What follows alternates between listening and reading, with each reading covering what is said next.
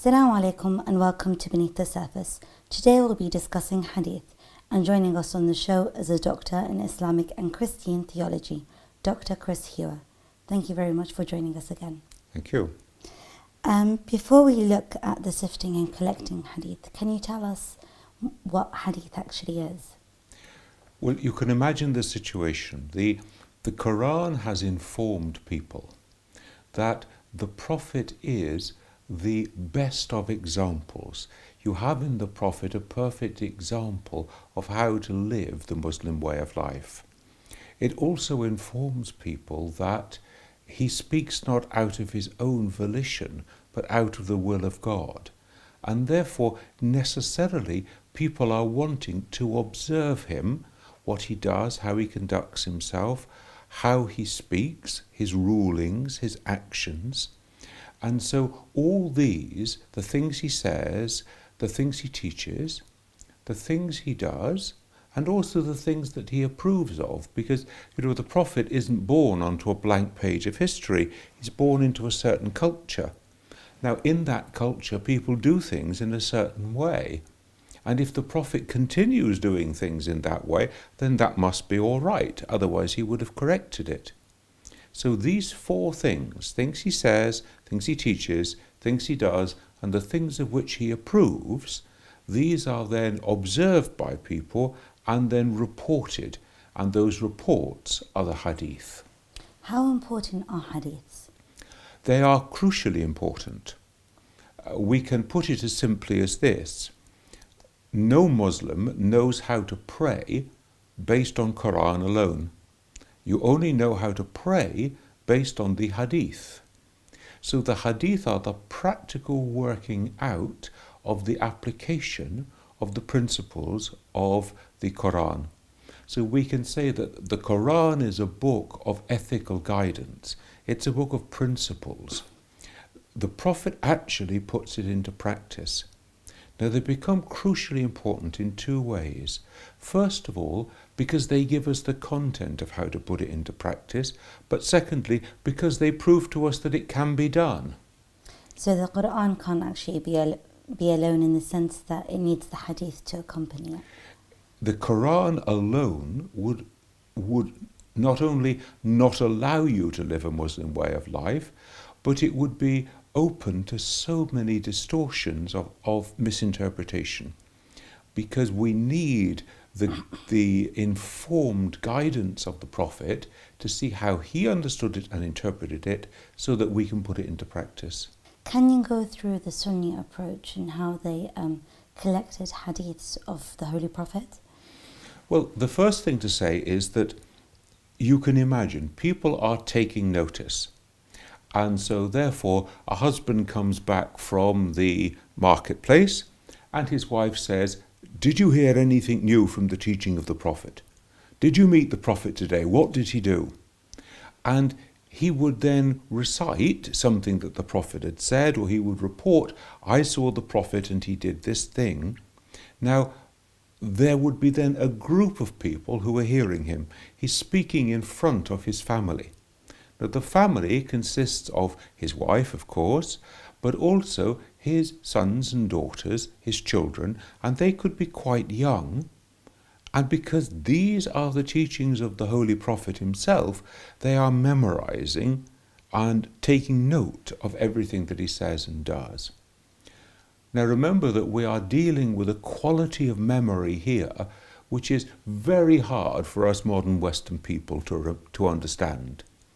Because nothing was written down. Very few people could write at this time. Everybody worked by memory. And the memory, the storyteller, the reciter was somebody highly prized within the society, and they were trained to what we would call word-perfect memory.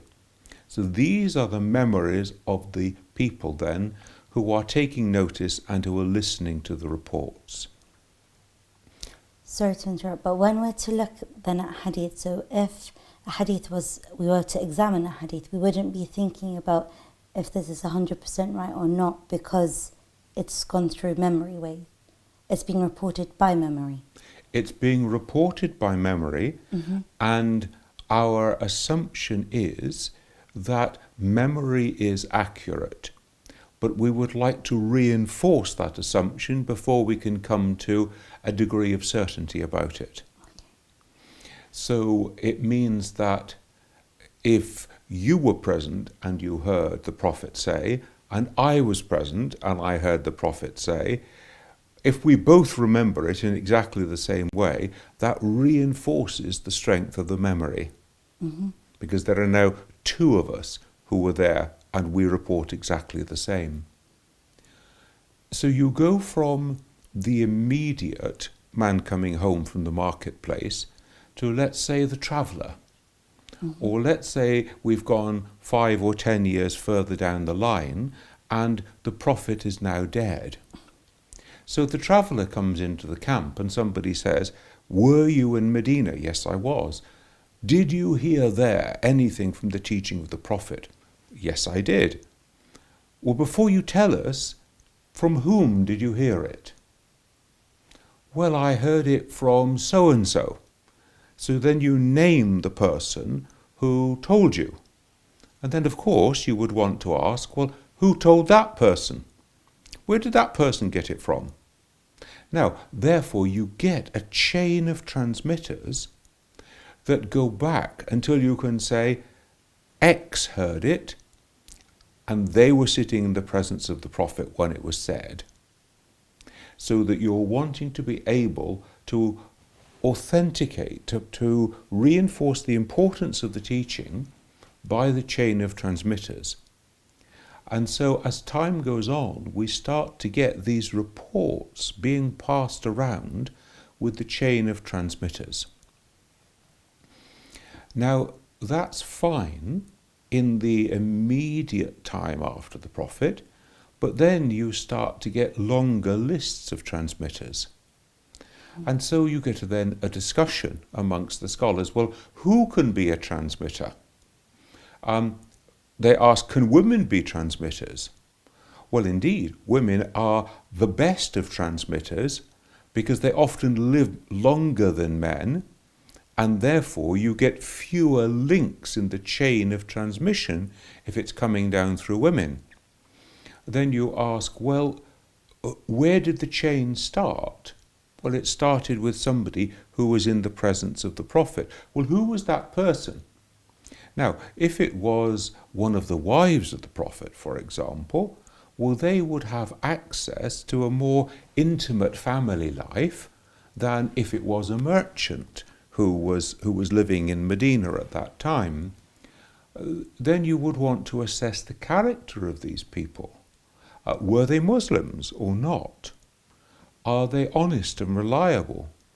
Do we know if they were liars? Do we know anything against them? So you would then want to be investigating the character of each one of these transmitters before you would even investigate the content of the hadith. And then the question is then asked again and again by the scholars, well, who qualifies to start off? And they say, well, it must be a companion of the prophet. Well, who is a companion? And so we end up with the definition that anyone who sees the prophet whilst they are a Muslim and who dies a Muslim is a companion. Now that gives you really quite a wide spectrum of people. Mm-hmm. And nobody knows how many people qualify to be companions, but we're talking certainly of tens of thousands. And so you've got quite a wide body who are starting off these chains of transmitters. Now, that process then goes on, and so now what you want to do, because you may now be 100, 200 years down the track, you want to know, well, who are the transmitters? What was their character? Were they reliable? Did the transmission start off with somebody actually in the presence of the prophet?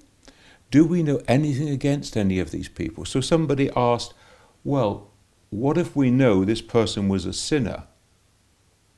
Well, we're all sinners, they said, so being a sinner doesn't necessarily discount you, provided that the sin isn't being a liar or isn't a major sin.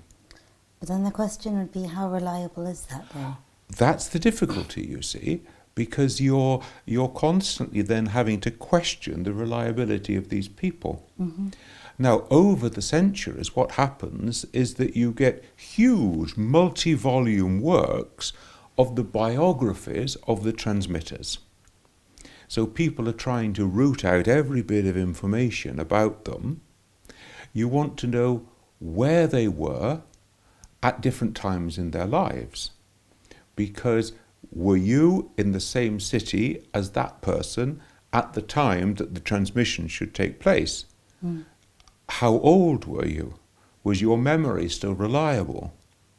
So you always have to really interrogate these transmitters, and that's a science that goes on right up to the present day in Sunni circles. That's before you get to the stage of actually looking at the content of the teaching. Now, the content of the teaching then has to be examined. We can say that there are three types of speech that come from the mouth of the Prophet. There's the Quran itself, Mm-hmm. and it is clear to the Prophet then that he is not in control during this speech. This is something that he is conveying. That's Quran. But secondly, we have Hadith, and we have two forms of Hadith. We have the Hadith of the Prophet, and these are his own words, his own sayings, his own teaching, under divine guidance, but they're not Quran, they are Prophet speaking. Mm-hmm. But then we have a third form, which are the Hadith Qudsi, or the Holy Hadith. And these are sayings in which they're not Quran, but it's not the Prophet speaking, it's Allah who speaks. So God speaks through the Hadith Qudsi, and the Prophet is given those to convey to the people. So you have three different forms of speech that come from the mouth of the Prophet. Now, manifestly, they are in a hierarchy, because the Quran is first and foremost. So anything that was reported that the Prophet said it, that disagreed or diverted from something that was contained in the Quran, by definition cannot be a true and accurate report. Of course. Because the Prophet could not possibly say something that disagreed with something that was in the Quran. So that's your first criteria for judgment for content. Does this diverge from the teaching of the Quran? Secondly, you want to know, well, does this predict something that is reported of the Prophet, but actually, because we're coming after the Prophet, we know it didn't happen. So it's as though the Prophet is prophesying a false prophecy. In 100 years this will happen. Well, 100 years later it hasn't happened. Now, the Prophet cannot speak falsehood. Mm-hmm. Therefore, that cannot be an accurate hadith from the Prophet. So you're looking for things like that that foretell the future that doesn't come about. Then we have to be honest. You see, we live in a world in which we're taught as academic people to be absolutely meticulous about your quotations, Mm-hmm. and about your quotation marks and about your references. Well, it wasn't like that in earlier generations. That sometimes people would say, well, if the Prophet had been here, this is what he would have said. But is that something we can go by? No, that discounts it, you see. Oh, okay. So these will be criteria to actually analyze the content. So it is a human saying attributed to the Prophet. sometimes people would do this out of piety. You know, I don't want you to go astray. If I tell you, you'll say, well, who are you to tell me?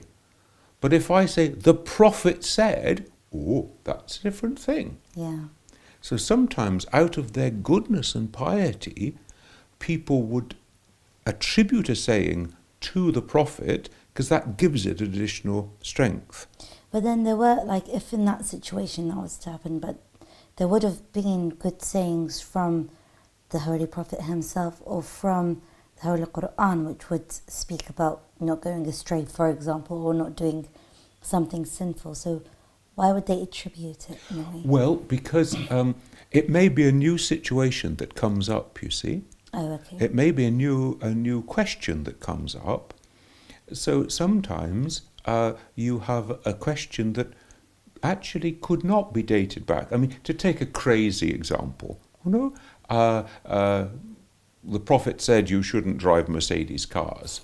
Well, I mean, obviously we know this is a crazy made-up example, but you can see that has a different strength to Joe Soap said you shouldn't drive a Mercedes car.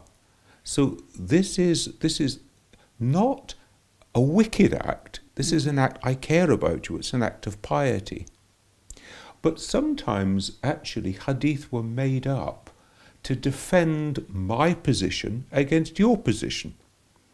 So we have hadith that are made up to counter errors that only come a century or two after the time of the Prophet.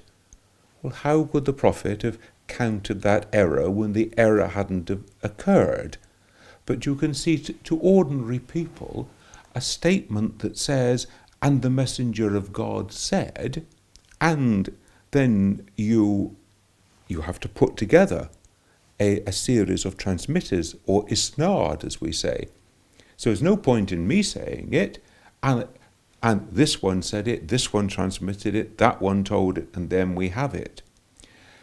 So in this way, all scholars accept that there were many hundreds of thousands of sayings, let's just call them sayings, which circulated in the early centuries of Islam that were not to be accepted as authentic hadith. Now, to get an idea of the magnitude of that, one of the first collections of hadith by Ahmad ibn Hanbal, and this is the middle of the 9th century, he dies in 855. He leaves a book, a collection, which contains 30,000 hadith. But he says he knows 1,000,000. So he's only selected from this 1,000,000 the 30,000 that he puts into his book. Well, why didn't he put the other 999,000, etc., into his book? Because he obviously is selecting those he thinks are most authentic. When we come on to the time of the great canonical collections of hadith, we now are in a period in the later 9th century. First of all, there's access to paper, and therefore people can make collections much more easily. You've got people who travel in search of hadith. So one of the great collectors, for example, al-Bukhari. Now, he puts together his collection of hadith, and for him this is an act of ibadah. It is an act of the worship of God. So before he will accept any hadith into his collection, after he's done all the research and the proofing and so on, but before he will write it into his collection, he performs 2 rak'ah, and he asks for God's guidance, whether or not I am doing the right thing and including this hadith into my collection. Now, he only puts in what are called sahih, that is the most sound, the most perfect of the hadith that he has found. And he has less than 8,000 in his collection, which is called the sahih. but he says that he knows 600,000 hadith. So Meaning he's memorized them or he's collected? he's collected and memorized, and he's heard them, 600,000, and he's sifted them, and he's analysed them, and he's checked them, and he's rejected, and he only includes less than 8,000 that he regards to be sahih, which is fully authenticated sound hadith. Now, that's not to say some of the others might not be nearly as good, but a little bit questionable, and some of the others he would regard as being, well, really not very strong. And so we're not just talking about things he rejects as forgeries here. Mm-hmm. There are levels of classification, and he only takes the top grade of things that are sound in every respect, and he has 8,000 from 600,000 that he says he's seen and had reported to him. So you can see this process of sifting is hugely important. And indeed, nobody suggests that all the Sahih hadith are collected either in his collection or in that of his contemporary Muslim, who actually has rather more in his collection, but he has a lot more duplicates. So sometimes you get the same thing, which is perhaps one word is different. Now, this process of sifting is crucially important in Sunni scholarship, and it is done with great diligence and great care. Obviously, if you have got one chain of transmitters, even if you have proven all the way through, you know who they are, you know their authenticity, you know that they're not liars, etc., you've only still got one chain. Now, if you have multiple chains, so there could have been 10 people present when the Prophet said or did something, and each of them starts off telling other people. So you could have 10 chains that are reporting this. So you have multiple chains of transmitters. Now, that is reinforcement. That's very good news. Because if you've got different chains of transmitters with the same content, then you are coming to something very strong in its reliability. If it's only got one chain of transmitters, then it's not so strong. So you can see this process goes on right up to the present day, that there are Sunni scholars who specialize in the discipline of hadith, because other hadith are contained in the history books, in the sirah, in the biographies of the Prophet, in the commentaries on the Quran. There are all sorts of early literature that contain hadith that didn't get into the great canonical collections of Bukhari or Muslim. So in Sunni school, there are 6 of these great canonical collections, as they're called, but in total they only contain about 20,000 hadith. So they are a process of selection and careful scrutiny. But then sometimes when we look at it, with all my respect, of course, to the scholars, but there may have been a few hadiths that they may have regarded as not as important for this day and age, for example, for their time. But then for now, it's actually quite necessary. What would have happened with all the other hadiths that they had but didn't include into their books? Well, a lot of them manifestly must have been lost, because today nobody knows how many hadith we have. But generally estimates range from about 140 to 160,000. There is a program going on in Egypt at the Al-Azhar University at the moment to, as it were, make a sort of definitive collection. So we'll see what that comes out with. But clearly there were others. Now, some of those others may have been fabrications. They may have been things that people attributed to the Prophet and they weren't genuine hadith at all. Some of them are kept because they are weak hadith, which is not to say that they're false, but it is to say that we cannot be sure of the chain of transmitters. There might be a break in them. there might be somebody there that we're really not quite sure who that person is. And so they're classified as weak. Now they can be used for character building, for piety, but they cannot be used for fiqh. They cannot be used for actually working out the code of practice of Islam, because they're not sufficiently strong. So what's the Shia perspective of hadith, and how do they collect hadiths? Well, the Shia perspective actually comes at it from a different way.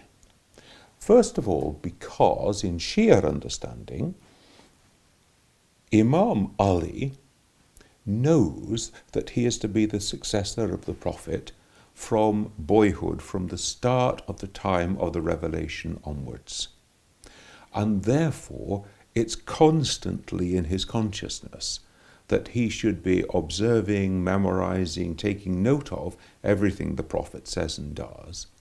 Of course, Lady Fatima, as his daughter, these two have privileged access because they are constantly with the Prophet and absorbing what's going on. In addition to that, of course, their two sons, Hassan and Hussein, the Prophet speaks of them as his sons. They're constantly with him. He's constantly calling them into his presence. And so even though they're still quite young children by the time that he dies, they're nevertheless imbibing his character and way of doing things. Now, you've got a privileged chain, as it were, from the lips of the Prophet through the Ahlul Bayt, through the immediate family. The second thing to say is this, that because of the understanding that the Ahlul Bayt are sinless, infallible, they are masum, therefore you have a level of authority in authentication that you cannot have within the Sunni system. And so if you have an imam who is preserved from error and who speaks only what is true and infallible from God, if that imam then endorses a hadith, that is an infallible statement. So you have a different authority system in play there. And we can go on to look at the chain of transmission in the Shia system. But the third thing to say is this, that of course the very nature of that early period, there is division within the community. There are those people who in Shia understanding are companions of the Prophet, but actually they did not bear truth to what the Prophet had told them to do in terms of the succession to Ali, for example.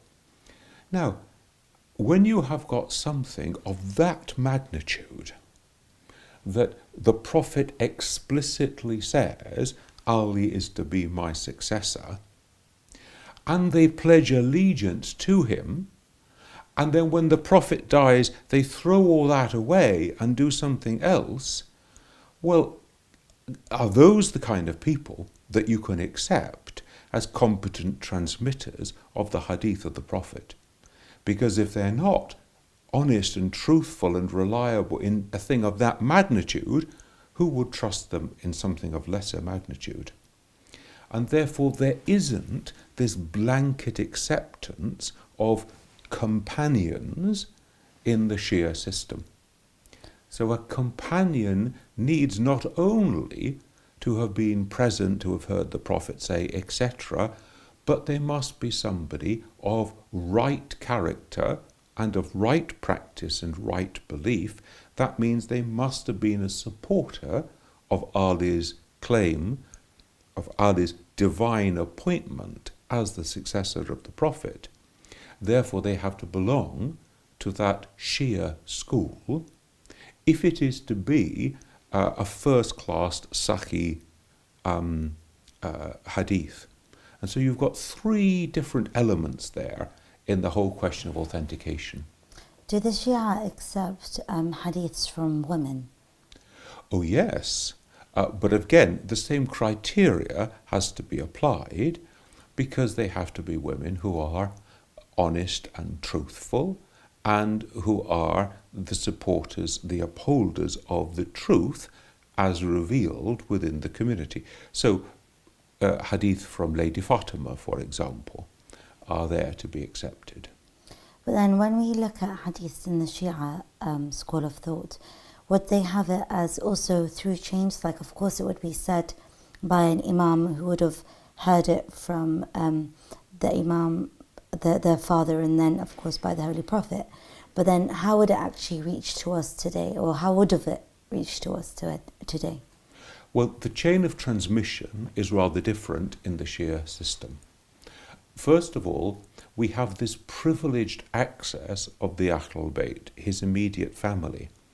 And therefore, we know that there were collections of hadith coming from Ali and from Fatima, which they then taught to their two sons, Hassan and Hussein. So we've got this privilege then of what we call family transmission. Now this family transmission goes on, so you get a transmission from imam to imam to imam, because they have that privileged access. Secondly, the imams, because they have the gift of inner light, the illumination from God, which not only preserves them from error, but gives them access to esoteric or to hidden knowledge. If one of the imams says that this is an authentic hadith, then that is sufficient as a chain of transmission. So you could have something that starts from the Prophet, that is transmitted down a line of imams. You can have something that starts from one of the imams and is transmitted down the family of imams. Or you can have something that starts with an imam and is then passed on by his followers, and then you've got to do exactly the same checking of the isnad, the authenticity of those transmitters. Or the fourth criteria would be something that starts with a companion who is a correct believing companion, and is then authenticated, endorsed as it were, by one of the imams of a later period, because again their infallibility will come into play there. So you can see you've got different modes of transmission, but in every one of those modes you have the authority of the infallible imam, at least one of them, if not a multiple chain of them. And that gives, in the Shia understanding, a much greater sense of authority to those hadith, because they are infallibly vouchsafed by the imams themselves. But then you mentioned the companions, would the companions, if they've sinned or they've done a sin but it hasn't been openly known, or nobody actually knows about what they've done exactly, would that also be considered as reliable? Or is it like the Sunni perspective, where if someone has sinned, it's fine because we all sin, but of course not to have lied or have a past, a sinful past of lying? Well, I think the reality is that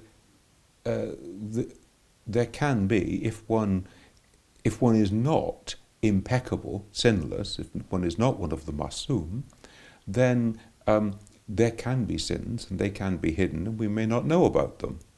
So we can't say that companions are sinless, because then we would be saying that they're masum, and they're not.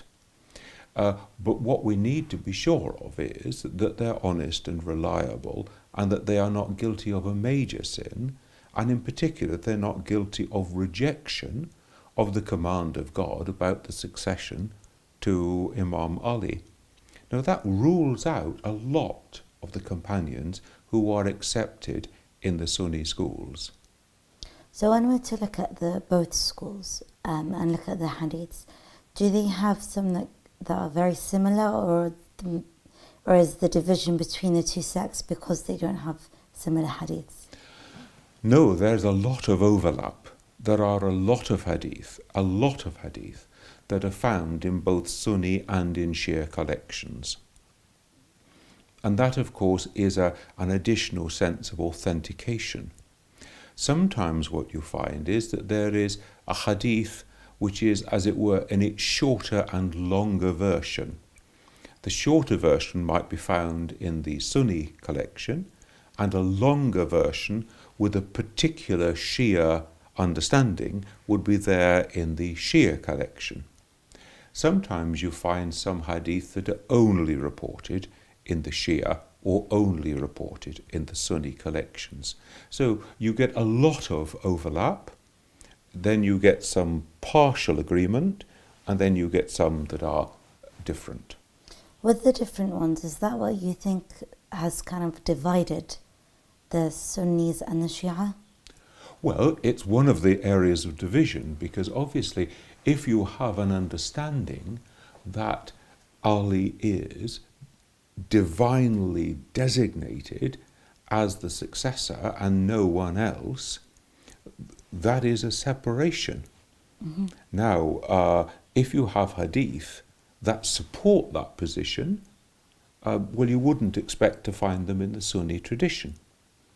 If you have hadith that counter that tradition, you wouldn't expect to find them in the Shia collections.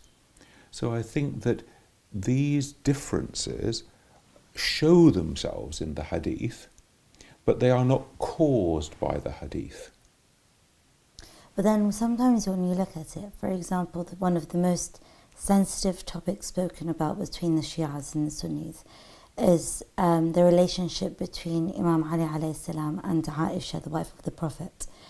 And sometimes when we look at them in the Shia or from the Sunni hadiths, they sometimes give characteristics to either one, but sometimes even both, that don't really represent the characteristics of either one of them. For someone who's studying it from the outside, would they consider that as a hadith if it's not really representing the true characteristics of both individuals?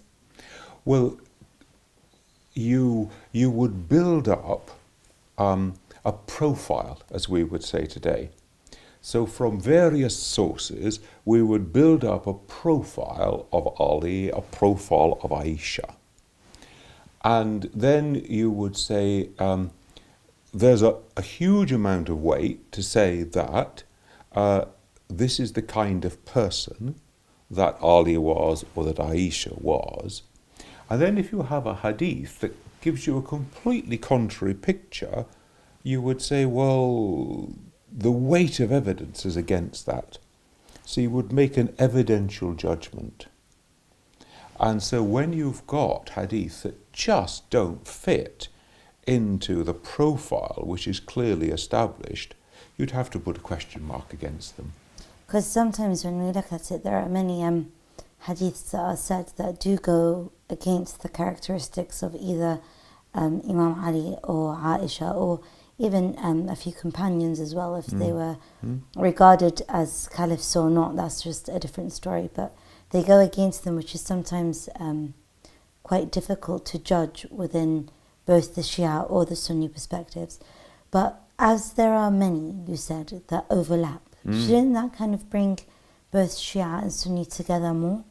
Oh yes, of course it should. And of course the reality is that in everyday lived out practice, Sunni and Shia in those parts of the world where they have lived alongside each other side by side, regard themselves as brothers and sisters in faith.